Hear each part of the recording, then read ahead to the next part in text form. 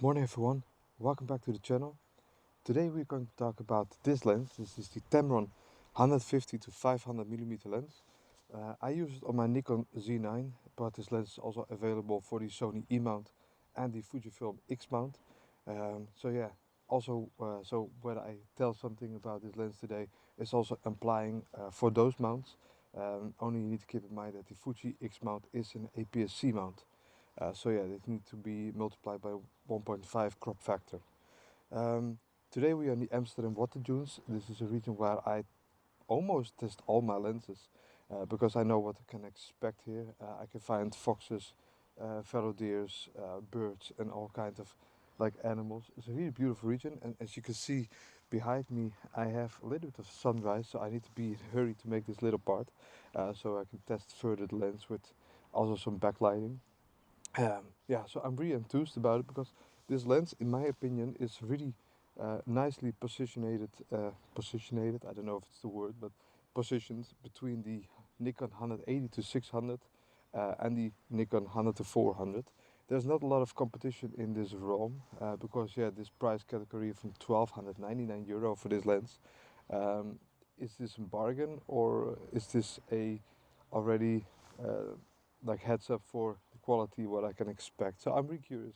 Last days I tested the lens on the Veluwe. It's also a beautiful national park in the Netherlands.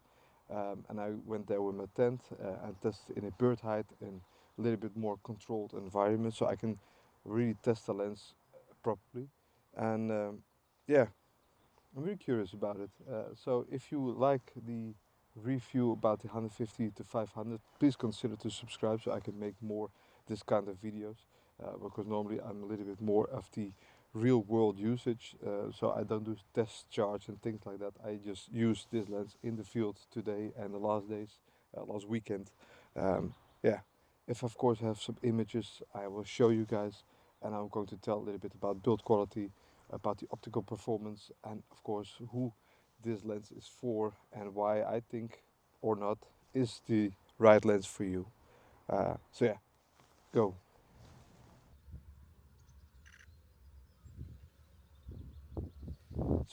Build quality. Of course, if you want to spend money on a lens, you want to know if it is made correctly or not.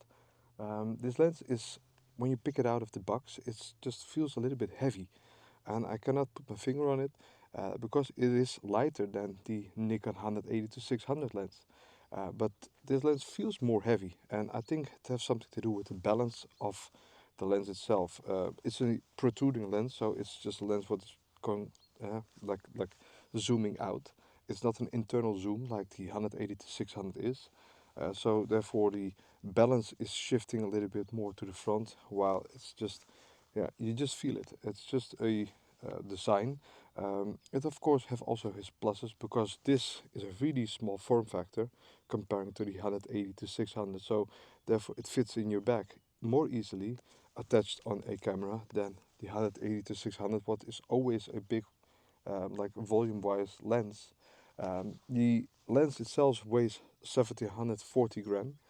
The Nikon weighs 2150 grams. So the Nikon is heavier than this lens, but it feels somewhat lighter or nicer to handle than this lens. So this is a really strange thing. This lens just feels heavy.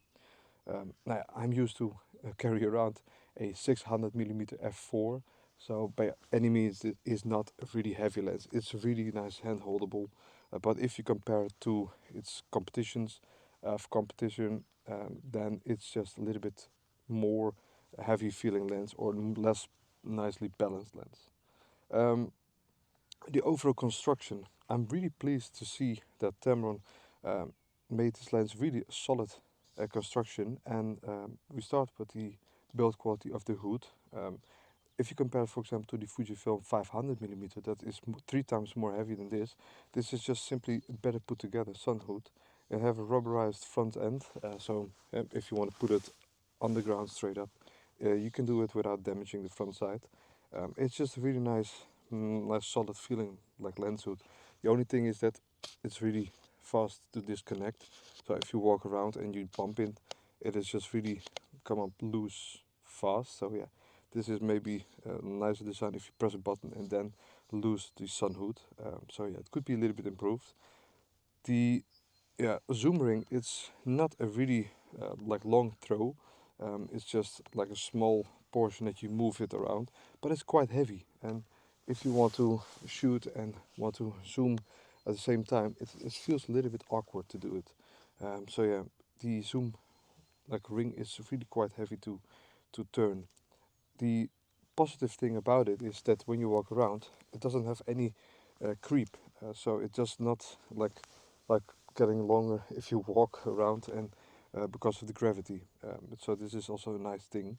For this, Tamron implemented a solution, and it's just like you pull the ring to the front, and you also see this like white banding. Um, to be honest, I don't like this function. I have multiple times that I'm shooting already, and I pull it accidentally forwards, and I think, hey, why it doesn't zoom? So you need to put it backwards again and then zoom out. I'm not a big fan of this solution from Tamron to make a like lock on every like millimeter. It's just simply not my thing. Or I need to get used to it. It's also possible. But yeah, for me, they could skip this part. The nice thing is that there is a lock switch here. So if you have it on the 150 like collapsed position, you put the lock in and you can just store it in your bag without it's going to zoom out or something. So there's a lock switch.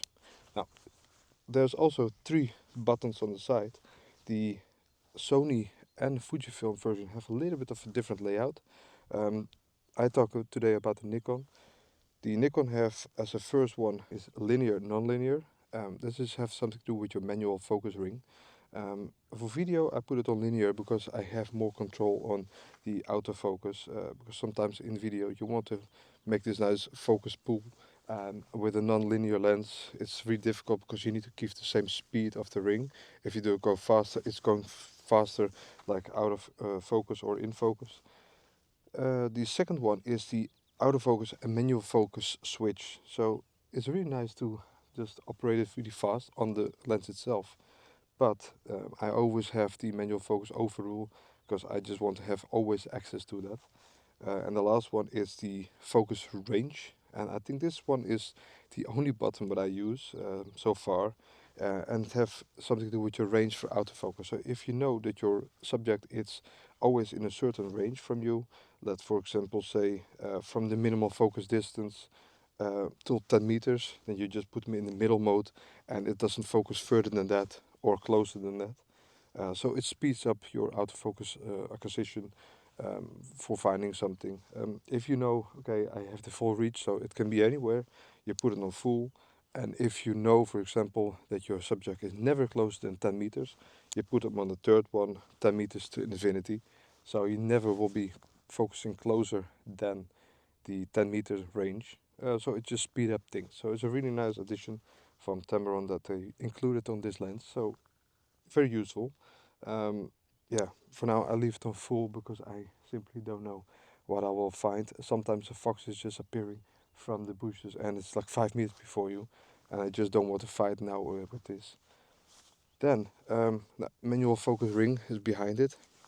It's quite small. It's a little bit difficult to find because you have a really lot of up and curves and like textures on the lens itself, so it's a little bit difficult to find. But I think with a little bit of practice, that you can find it much easier. Then you have your tripod mount. To be honest, I really like it because Nikon or other brands never include a dovetail Arca Swiss style design. So if you see the foot is already with an Arca Swiss, I can just mount this straight on my tripod without putting a plate underneath, but causes extra weight or something. I really like the little bit of the idea behind that. You know, I wish that all brands do this because yeah, you don't have to spend another €100 or for a different foot. It just makes everything a little bit easier. So Nikon, Canon, Sony, all big brands put a Arca Swiss underneath every tail lens because simply you need it. Why it's so important? Because if you want to use this lens, because it's a quite heavy lens, 1.7 kilo, if you want to put it or use it and you want to put it on tripod, you want to put it on tripod on the lens itself. You never want to put it on the camera body, because otherwise the camera mount is full on stress. And it did happen in past that on my workshops I see people who have a really like big march or like gap between because they always carry it on the camera body, and it makes just the mount stressing, and sometimes it easily can break even. So yeah, always carry a tail lens like I do on the lens itself, and the body is attached on it, so you like put the least amount of stress on the mount itself. So yeah, for build quality, I give it a really good rating. Besides the little like design choices that I make that I simply don't like so much. Um, it's a really nice, solid feeling lens. So for the price in general, I'm really happy with the feel of the lens. It's constructed well. It's just like really tight tolerances. So yeah, nothing to complain about build quality. We go a little bit further and then we talk about the optical performance, and I'm also going to show a little bit the footage what I took last days, and of course also the photos what I took. Deliberately, I already tell you that I put some 600mm f4 pictures between, and I will not tell which picture is which. So you can just see that a lens like this is really like able to make beautiful pictures if you just put your mind to it and put a little bit more thought behind the picture. So you can just see that even with this kind of picture, 1299 euro compared to a 14, 15,000 euro lens, that the difference is not that big as you think. Of course, there is difference, but not that much as you might expect. So yeah, I go further because I hear from distance a little bit of deer running, and I'm talking already too much and too loud. So yeah, see you later.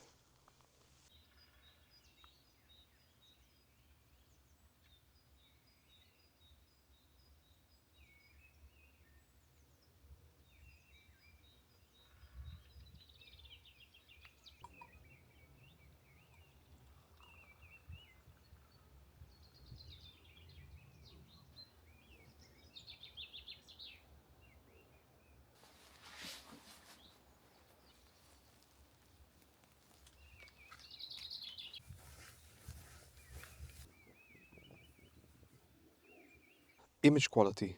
I can be really fast on this one. It's amazing. I really think it's amazing lens for the price. The price quality ratio, it's extraordinary. Um, the rendering of the image is really beautiful. The colors are beautiful. It's a sharp lens, especially on a 500mm, where you use this lens, I think, the most. Yeah, so I'm cannot say otherwise. I'm really enthused about it. I shot with a lot of Taylor lenses in the last years. Nowadays, I shoot with my 600 f4 prime from Nikon. Before that, I went to Norway. I had a 500mm Fujifilm f5.6 prime. So I'm a prime shooter in general.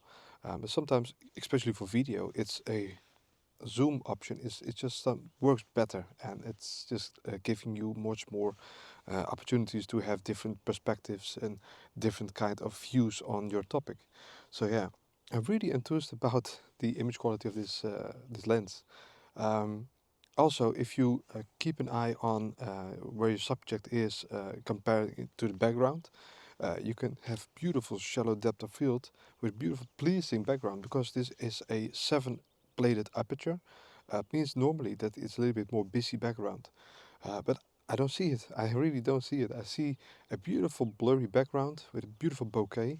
Um, so yeah, I'm really enthused about the lens. I cannot say it otherwise. I used the 180 to 600 for more than a year, and while I think the 180 to 600 Nikon is a really great lens, this lens, in my opinion, is coming really close. And first of all, it's cheaper, it's lighter, and it's much more compact. And especially for me, because I also bring my 600 f4 prime into the field, I don't have so much space in my backpack. So yeah, this one fits exactly next to it, and I don't have to carry like this really big 180 to 600 next to my big prime. Also, like today, I just want to go out to nature, make a little video, make a little bit of pictures, because really beautiful to be in nature, and just sometimes you just want to go out. It's so easy to grab this little piece with a small backpack, and you go. So you don't have to carry all this really big equipment with you. That's why I was planning to go to Fujifilm. I did it. I went back to Nikon again, but you can see that in my previous videos. Yeah, come back to the topic, Michael.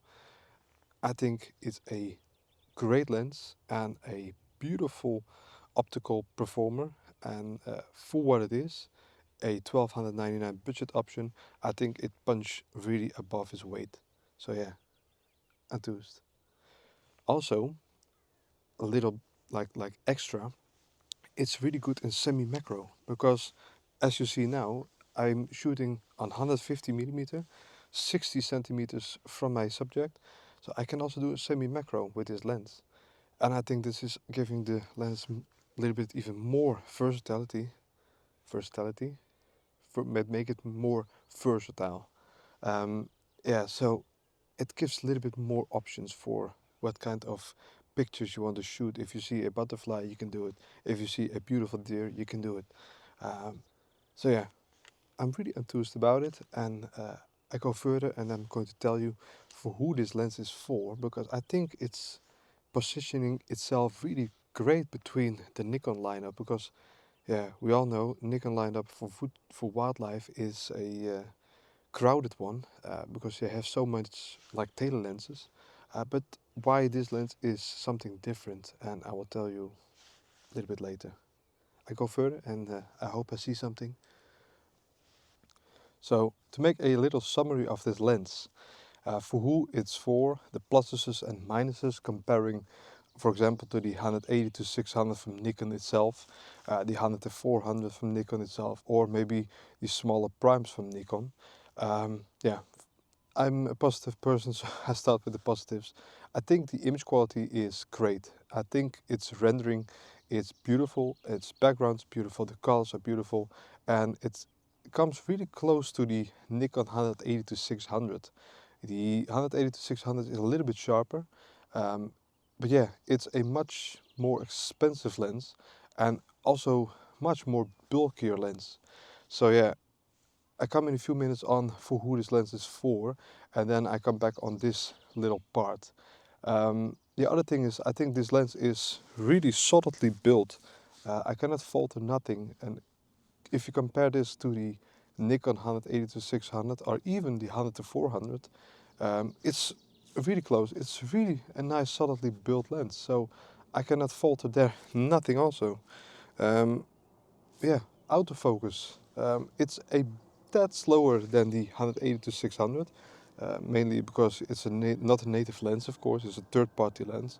So you always see a little bit of delay compared to the 180 to 600, or compared to my 600 f4 prime, especially.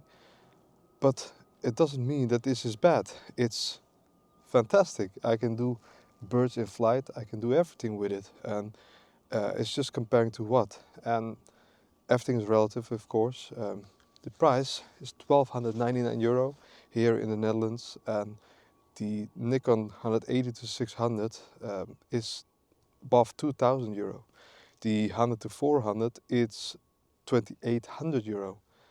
So yeah, it's a much steeper price than this. So yeah, for what it is, for the price, I think it's unbeatable, because I'm pretty impressed by this lens. Um, yeah, the negative things, it have something to do with the design. Um, the things what I already mentioned is the lock function ring for the zoom. I already accidentally put them in lock a few times, and I want to take a picture, I want to zoom out and it's locked. I think it's something what Tamron should remove in the next generation. It's not bringing nothing to the table. Also, I think the buttons are placed a little bit too high. So when you walk around, it's sometimes you accidentally bump it into another position. So then your autofocus doesn't work. You think, what happened? You look in the barrel, and you see that the autofocus is on manual focus. So this is also a little bit of a design thing. But further, it's fantastic. Also, what you saw earlier, you can use this lens also for really good semi-macro work. So if you take this lens with you, You can do macro to full distance wildlife and everything in one relatively small package. So yeah, I'm really enthused. I do think this is placed really well from Tamron. Again, for the price and for what it is, I think there's not really a alternative in the Nikon range. Yeah, for who this lens is for. If I picture myself, talking from my own perspective, I have a 600 f4 prime. It's a really big lens. If I put it in my backpack, I don't have so much room left. If I have the Nikon 180-600 next to it, it simply doesn't fit. So I need to or montage it on the outside, or I need to carry it in my hand. Then this is a perfect second or backup lens for my video work, to zoom out a little bit, zoom in a little bit, to do different things than my prime. So for me, this is a great option to have next to my prime, instead of the Nikon 180-600. To be honest, if I need to choose, if I don't have my 600 f4 prime and I need to choose one lens for my Nikon, I will go for the 180-600 because it has a little bit more reach. It's a little bit more light letting through. This is a 6.7 aperture and the Nikon is a 6.3 aperture. So yeah, it's a little bit sharper. It's overall a little bit better lens. But yeah, this is only when I don't have my 600 f4 prime. If I don't have that one, I will go for the Nikon. And maybe a little disclaimer, I bought this lens for myself. I'm going to use it. I'm going to use it next to my Nikon Prime. So yeah, I choose this Tamron above all the Nikon offerings for my professional work. To walk around, to have also a little bit of fun, but also it lets you make images what you don't make with your big primes or the big lenses what you carry around. So yeah, I think it's a real winner. I think you need to look at yourself as a photographer, how you make your photos. If you have a big backpack with you and you have enough room, go for the Nikon. If you are a little bit more conscious about what you take with you and about weight, then to be honest, you cannot go wrong with this. And I think it's beautiful, like example that the third-party lenses have come a long way, and I'm really surprised, positively surprised with this lens. So yeah, I'm going to wrap this video up. I'm going to show you a little bit of footage again from this lens, made with this lens, videos, photos, everything what I have put together in these days. So I hope you liked the video. I hope I help you a little bit with your decision-making process about which tailor lens you need or should buy for your Nikon or your X mount, because this one is also made for Sony E mount and the Fujifilm X mount. So yeah, of course it's also applying for those kind of mounts.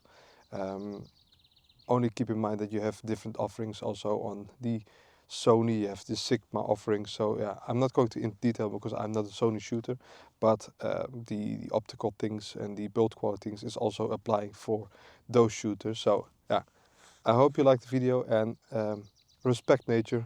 This is what I want to give you, and see you later.